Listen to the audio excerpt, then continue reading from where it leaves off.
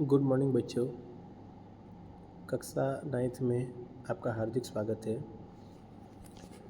बच्चों, आज हम व्याकरण का एक महत्वपूर्ण टॉपिक अर्थ की दृष्टि से वाक्य के भेद को पढ़ेंगे।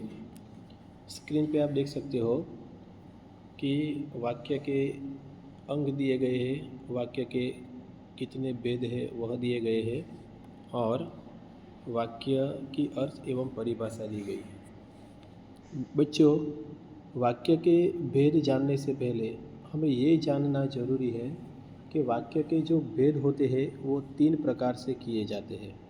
पहला, अर्थ की दृष्टि से वाक्य के भेद होते हैं। दूसरा, रचना की दृष्टि से वाक्य के भेद होते हैं।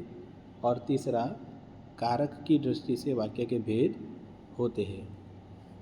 10वीं कक्षा में रचना के आधार पर वाक्य के भेद पूछे जाएंगे। वो 3 होते हैं: सरल वाक्य, संयुक्त वाक्य और मिश्र वाक्य। हालांकि 9th स्टैंडर्ड में आपके अर्थ के आधार पर वाक्य के 8 प्रकार दिए गए हैं, वो हमें पढ़ने हैं। तो सबसे पहले वाक्य किसे कहते हैं वो हम लोग जानेंगे कि वाक्य कैसे बनते हैं, किसके आधार पर वाक्यों का निर्माण होता है। तो अर्थ एवं परिभाषा हम देखेंगे।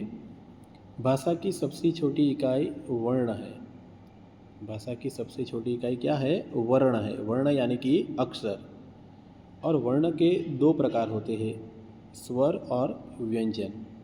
वर्णों के समूह से ही शब्द बनते हैं एवं शब्दों के सार्थक समूह से वाक्य का निर्माण होता है। शब्द जब वाक्य में प्रयुक्त होता है तो वे पद कहलाता है। वाक्य के सभी पद मिलकर पूरा अर्थ प्रकट करते हैं। इस प्रकार हम कह सकते हैं कि सार्थक पदों का ऐसा समूह जो पूर्ण अर्थ तथा भाव को स्पष्ट करे वो वाक्य कहलाता है।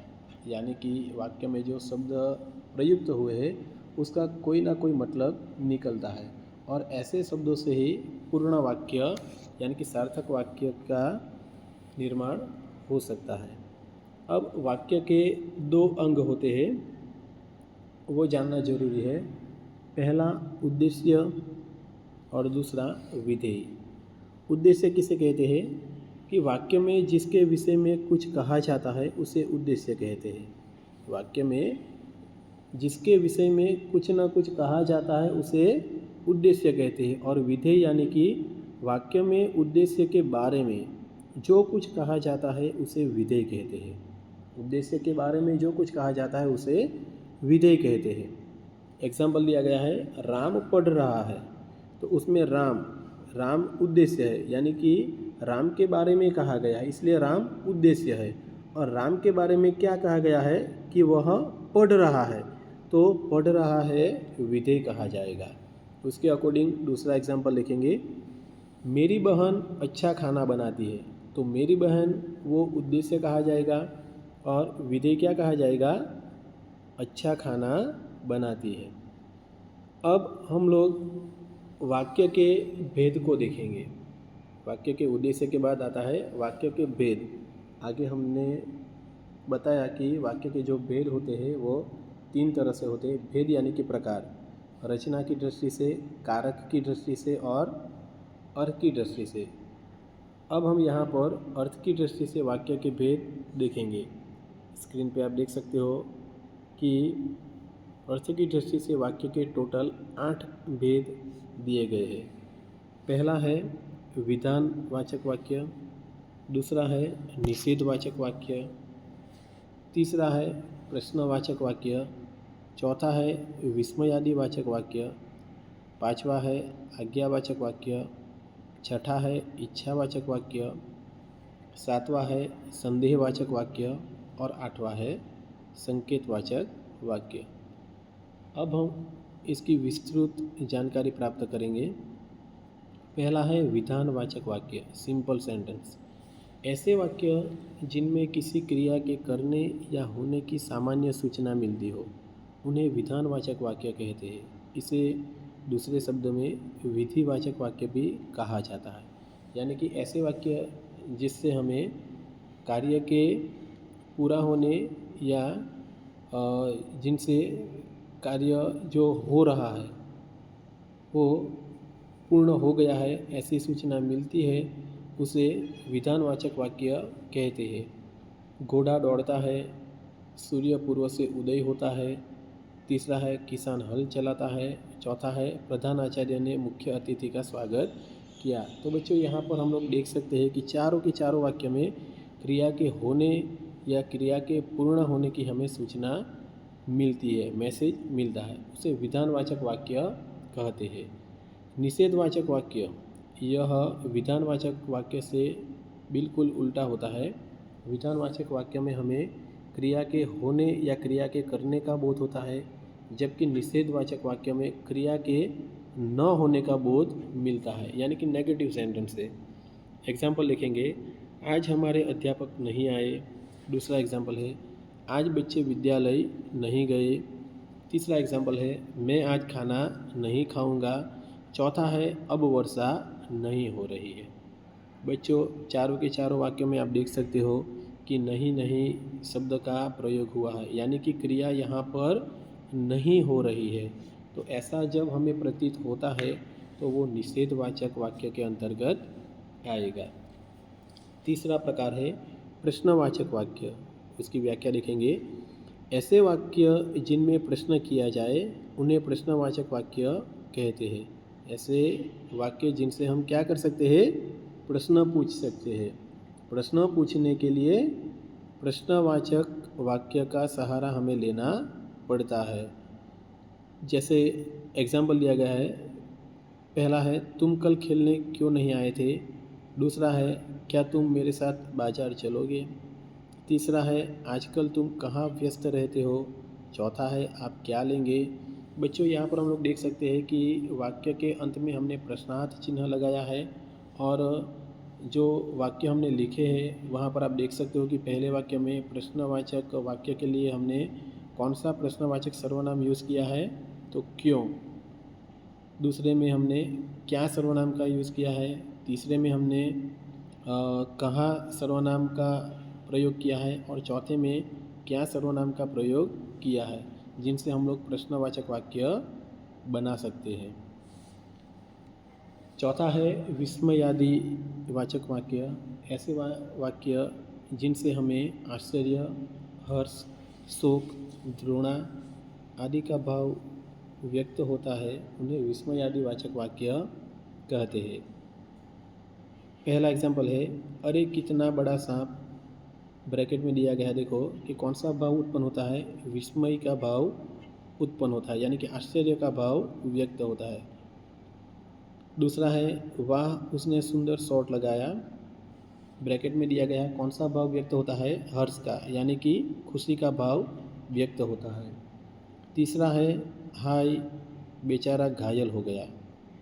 ब्रैकेट में दिया गया है, कौन सा भाव है, शोक, शोक यानी कि दुख का भाव यहाँ पर दिया गया है। चौथा है, छी कितनी गंदगी है। ब्रैकेट में दिया गया है कि घृणा का भाव यहाँ पर प्रकट होता है। तो जहाँ पर हर्ष, शोक, घृणा आदि का भाव व्यक्त हो उन्हें विस्मयादि वाचक वाक्य कहते हैं। आज्ञावाचक वाक्य, चौथे नंबर पर है आज्ञावाचक वाक्य। ऐसे वाक्य जिनमें आज्ञा, आदेश, प्रार्थना या उपदेश आदि का बोध हो उन्हें आज्ञावाचक वाक्य कहते हैं। पहला एग्जाम्पल है, तुम बाजार चले जाओ।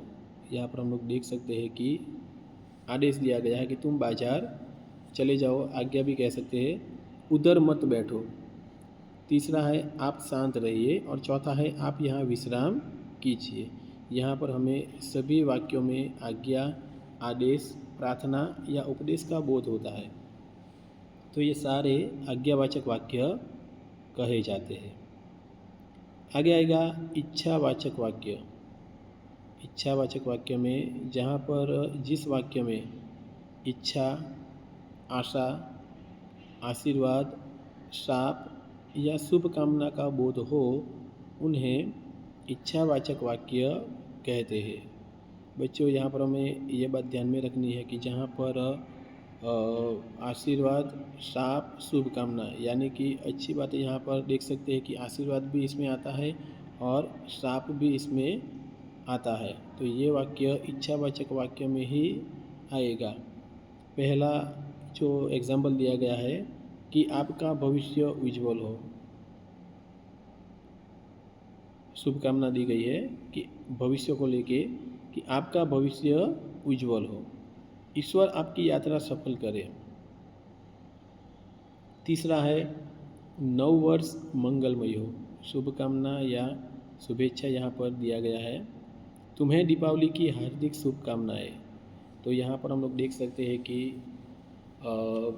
शुभकामना दी गई है, आशीर्वाद दिया गया है। तो ये सारे के सारे जो सेंटेंस है वो इच्छावाचक वाक्य के अंदर आते हैं। आगे आ रहा है संदेहवाचक वाक्य। संदेह यानी कि शंका, डाउट।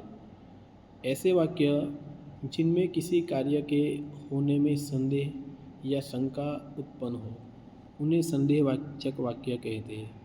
बच्चों, संदेह यानी कि शंका, कार्य होगा या नहीं होगा उसके बारे में हमें पता नहीं, हम लोग केवल अनुमान लगा सकते हैं कि ये कार्य पूरा होगा या नहीं, कार्य में हम लोगों को सफलता मिलेगी या नहीं। ऐसे सारे वाक्य जिनमें हमें शंका होती है, संदेह होते हैं, तो वो सारे के सारे वाक्य संदेहवाचक वाक्य में आते हैं। एग्जाम्पल देखेंगे। पहला एग्जाम्पल है शायद आज वर्षा होगी। वर्षा यानी कि बारिश को लेकर के शंका व्यक्त की गई है कि बारिश हो भी सकती है या नहीं भी हो सकती है, संदेह व्यक्त किया गया है। दूसरा है उसने काम कर लिया होगा। शंका व्यक्त की गई है कि काम कर भी लिया होगा या फिर बाकी भी रहा होगा, श्योर नहीं है। तीसरा है हो सकता है आज वह विद्यालय गया हो सकता है, यानी कि विद्यालय गया भी हो सकता है या फिर नहीं भी गया हो सकता है। चौथा है संभवतः वह सुधर जाए। शंका है कि वह सुधर भी जाए या ना भी सुधरे। तो जहाँ पर संदेह, शंका हो किसी भी बात को लेकर के, वहाँ पर संदेहवाचक वाक्य आएगा। और आठवां यानी कि अंतिम है संकेतवाचक वाक्य। ऐसे वाक्य जिनमें एक क्रिया के दूसरी क्रिया पर निर्भर होने का बोध हो, उन्हें संकेतवाचक वाक्य कहते हैं।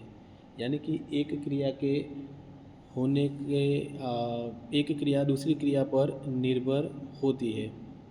अगर एक क्रिया नहीं होती तो दूसरी क्रिया रुक जाती है। तो ये भाव संकेतवाचक वाक्य में होता है। एग्जाम्पल दिया गया है अगर तुम जाते तो मैं भी साथ चलता। मेरे साथ चलने का आधार किस पे है? अगर तुम जाते। तो एक दूसरी क्रिया पहली क्रिया पर निर्भर है। यदि तुम चलोगे तो मैं भी चलूँगा। यहाँ पर भी हम लोग देख सकते हैं कि एक क्रिया दूसरी क्रिया पर निर्भर है। तीसरा है यदि वर्षा होगी तो फसल अच्छी होगी। यहाँ पर भी जो दूसरी क्रिया है यानी कि फसल अच्छी होना किस पर डिपेंड करता है? अच्छी वर्षा पे। अगर अच्छी वर्षा होगी तो फसल भी अच्छी होगी। यदि परिश्रम करोगे तो सफल भी हो जाओगे। सफलता का आधार किस पर है? कठोर परिश्रम करने पर, कि अगर हम लोग कठोर परिश्रम करेंगे तो हमें सफलता अवश्य प्राप्त होगी। तो सफलता प्राप्त करने का आधार किस पे दिया गया है? परिश्रम करने पर। तो जहाँ पर एक क्रिया दूसरी क्रिया पर निर्भर होती है वहाँ पर संकेतवाचक वाक्य आता है। बच्चों, यहाँ पर हमने वाक्य के भेद देखे। उम्मीद करता हूँ कि सारे के सारे भेद आपको अच्छी तरह से समझ में आ गए होंगे। धन्यवाद।